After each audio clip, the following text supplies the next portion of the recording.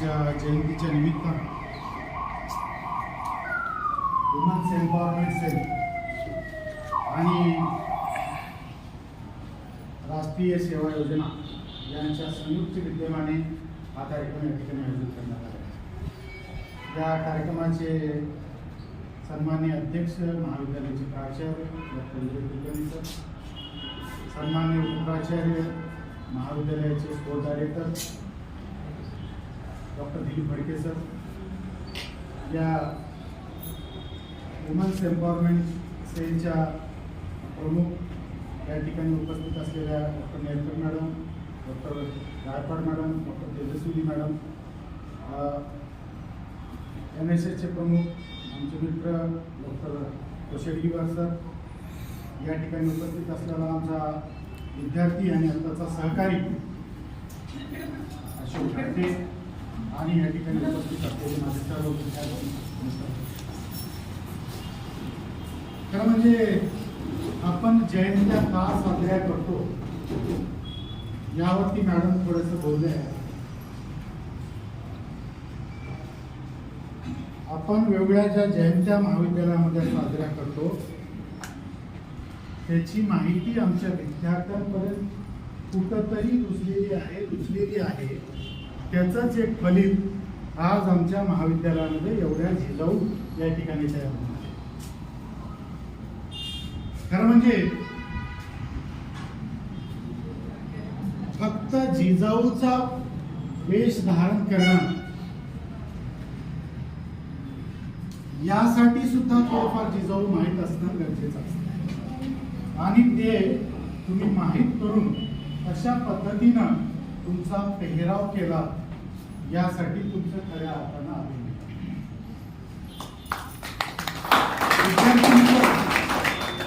आणखीन एक सगळ्यात महत्वाची गोष्ट जी मी या ठिकाणी ऑब्झर्व केली, आपल्यामध्ये जर एखादी स्किल असेल तर तुमची एक वेगळी आयडेंटिटी या ठिकाणी निर्माण होऊ शकते। याच ठिकाणी उपस्थित असलेला आमचा विद्यार्थी बासरी वादन अतिशय उत्तमरित्या या ठिकाणी तुमच्या समोर सादर करतो। ही एक त्याची स्किल आहे, त्याची आवड आहे आणि त्या माध्यमातून म्हणजे समूहापेक्षा आपली एक वेगळी ओळख या ठिकाणी निर्माण। खरं म्हणजे या NEPच्या काळात जे आता 2020 मध्ये 2020 मध्ये जे राष्ट्रीय शैक्षणिक धोरण या ठिकाणी चालू झालेलं आहे, या राष्ट्रीय शैक्षणिक धोरणाचं सगळ्यात मोठं जर उद्दिष्ट काय असेल तर विद्यार्थ्यांमध्ये या ठिकाणी वैज्ञानिक दृष्टिकोन विकसित करणे आणि विद्यार्थ्यांमध्ये असलेले कौशल्य या ठिकाणी विकसित करणे, हा खऱ्या अर्थानं राष्ट्रीय शैक्षणिक धोरणाचा उद्देश असलेला आपल्याला। आणि या राष्ट्रीय शैक्षणिक धोरणाच्या अंतर्गतच आपण मोठ्या प्रमाणावर भारतीय ज्ञान परंपरा हाही विषय नव्याने या ठिकाणी शिकला।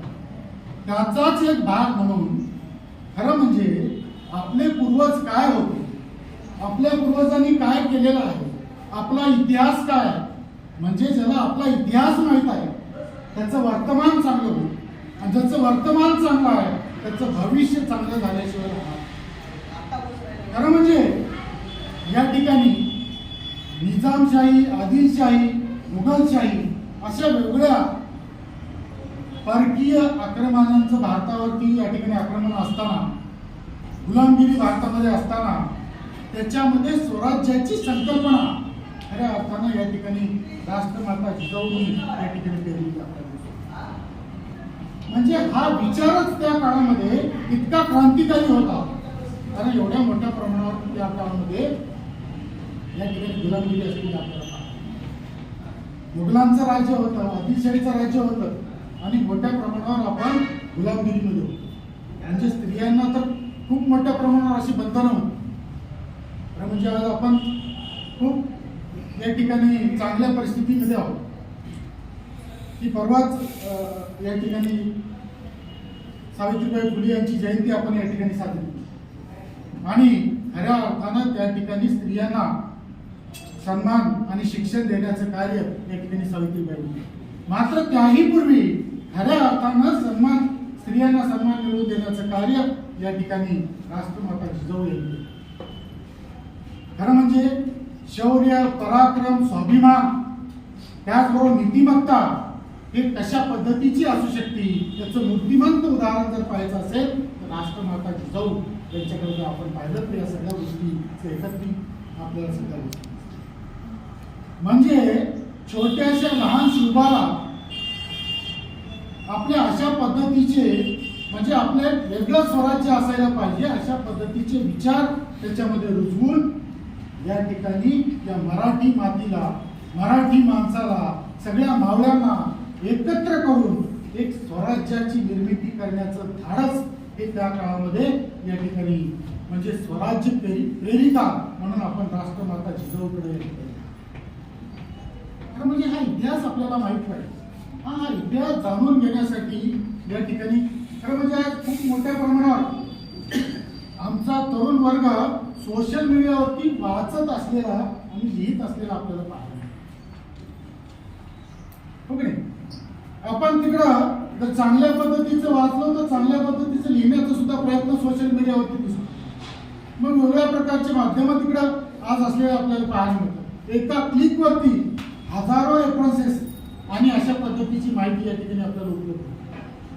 मग ते आपले ऐतिहासिक पुरावे असोत किंवा वर्तमान काळ असो किंवा भविष्यामध्ये येणाऱ्या अनेक तंत्रज्ञानाचा या ठिकाणी वळखो असो या सगळ्या गोष्टींचं या ठिकाणी ज्ञान आपल्या एका क्लिकवरती पाहतो. खरं म्हणजे यासारख्या गोष्टी आपण जाणून घेतल्या पाहिजे ज्या की या ठिकाणी यापूर्वी ज्या लोकांनी आपल्यासाठी या ठिकाणी बनवलं. खरा स्वाभिमान काय, नीतिमत्ता काय, शौर्य काय, पराक्रम काय हे आपण छत्रपती शिवाजी महाराजांचा जर इतिहास पाहिला आणि खरं म्हणजे या ठिकाणी राष्ट्रमाता जिजाऊनी ज्या पद्धतीने संस्कार त्यांना दिले हे जर आपण वाचलं तर निश्चित स्वरूपामध्ये आपल्याला या सगळ्या गोष्टी विद्यार्थी मित्र खरं म्हणजे स्वतःमध्ये तुमच्यामध्ये जर खऱ्याच पद्धतीने जर बदल घडवून आणायचा असेल त्या काळामध्ये ज्या गोष्टी गरजेच्या होत्या त्या काळामध्ये त्या महान व्यक्तीने करण्याचा प्रयत्न. मात्र आज या काळामध्ये तुमच्या हातात तलवार घेऊन चालला, आज तुमच्या हातामध्ये ज्ञानाची तलवार असणं गरजेचं. आणि ही तलवार जोपर्यंत या ठिकाणी तुम्ही चालवणार नाही ज्ञानाची तोपर्यंत तुम्हाला समाजामध्ये सन्मान मिळणार, समाजामध्ये स्थान मिळणार, समाजामध्ये स्वतःचं अस्तित्व निर्माण करता येणार नाही. आणि त्यासाठी म्हणून आपण आपली तलवार नेहमी त्याला धार देत राहिला. आपला मोबाईल थोडासा डिस्चार्ज झाला की जसं आपण त्याला चार्जिंग करतो. व्हॉट अबाउट अवर ब्रेन, म्हणजे आपला ब्रेन जेव्हा डिस्चार्ज होतो तेव्हा आपण काय करतो. खऱ्या अर्थानं आपल्या ब्रेनला जर विचार करायचा असेल तर आपण विविध प्रकारचं वाचन साहित्य या ठिकाणी वाचलं. महापुरुषांची चरित्र वाचले पाहिजे, म्हणजे ते कसे जगले, काय पराक्रम केला हे जर आपल्याला थोडक्यात माहीत पडून द्यायचं असेल तर अशा पद्धतीचं वाचन साहित्य आपण वाचलं पाहिजे. आणि जे की अतिशय एका क्लिकवरती तुमच्या मोबाईलवरती ऍक्टिव्ह होतं.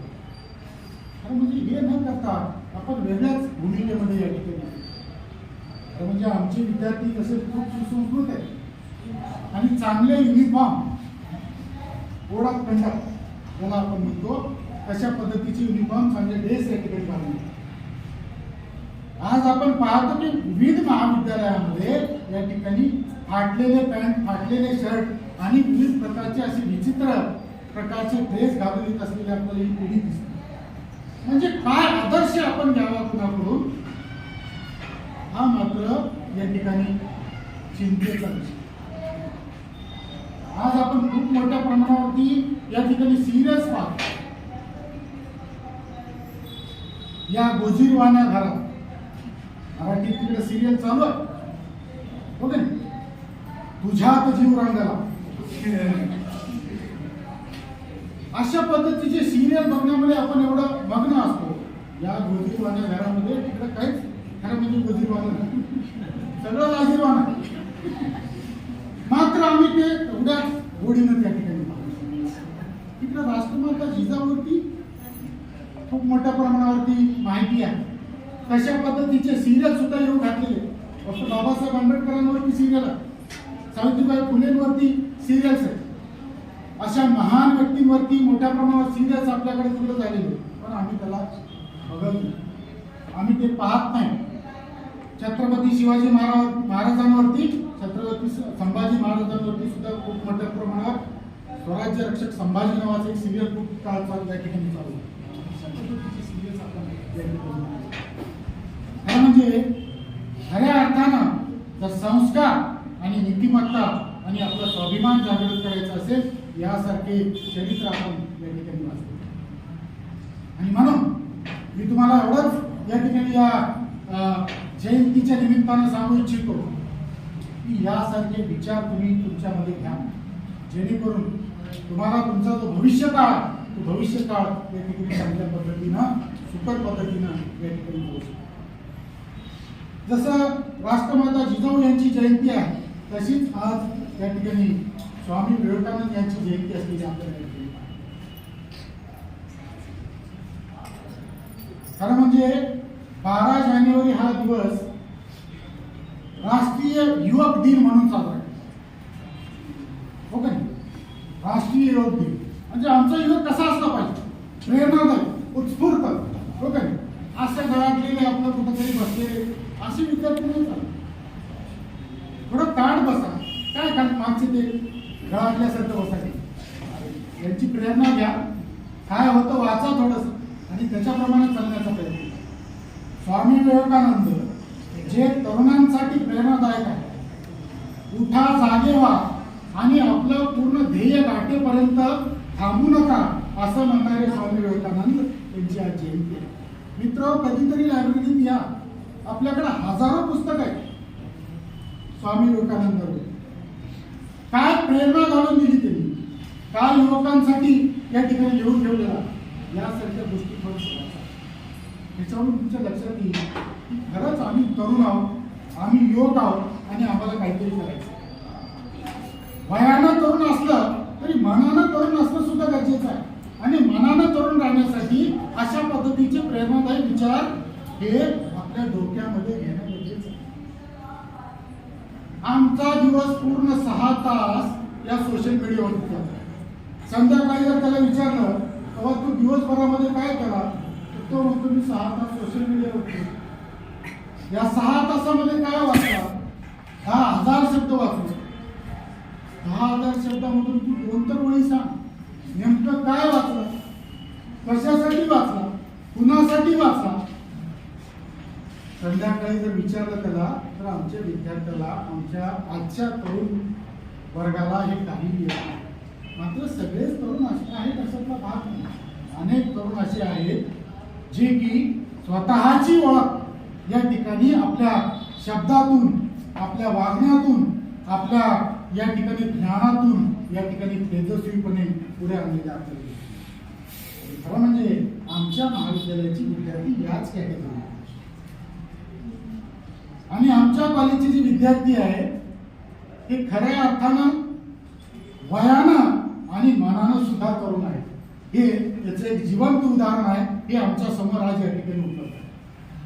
विद्यार्थी मित्र, तुम्ही जर गुगलवरती गेला, आज खूप मोठ्या प्रमाणावर गुगल बुक नावाचं एक तिकडं वेगळी साईट आहे, तिकडे जर जाऊन पाहिलं तर या ठिकाणी अशा जे महान व्यक्ती आहेत त्या महान व्यक्तींचं खूप मोठ्या प्रमाणात साहित्य या ठिकाणी उपलब्ध असते. ते थोडंसं टाळा, पहा, वाचा आणि स्वतःमध्ये बदल घडवून.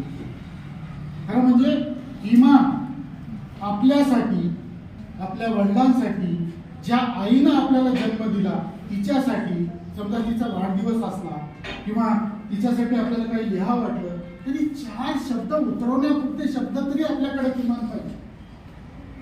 4 ओळी ज्या आपल्या मातेवरती, आपल्या वडिलांवरती, आपल्या पित्यांवरती लिहिण्यापुरतं धाडस आमच्यामध्ये आलं पाहिजे. तेवढे शब्द आमच्याकडे पाहिजे. एवढं तरी वाचन आपण या ठिकाणी केलं.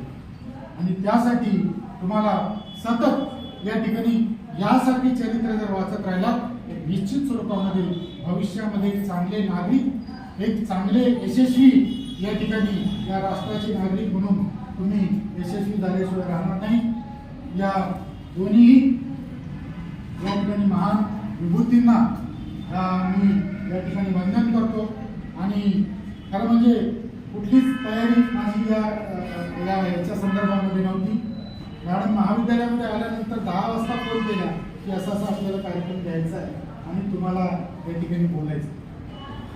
मित्र, फक्त या विद्यार्थ्यांबरोबर बोलायचं आहे एवढा याच्यासाठी म्हणून मॅडम म्हणतो ठीक आहे, मी प्रयत्न करतो आणि त्या विनंतीला मान करून देऊन या ठिकाणी आलो। आपण या ठिकाणी माझ्यावर विश्वास केला आणि मला बोलण्याची संधी या ठिकाणी उपलब्ध करून दिली, त्याबद्दल या ठिकाणी या वुमन्स एम्पॉवरमेंट सेलचे आणि त्याचबरोबर महाविद्यालयाचे आणि आपल्या सर्वांचे या ठिकाणी आभार मानून मी थांबतो।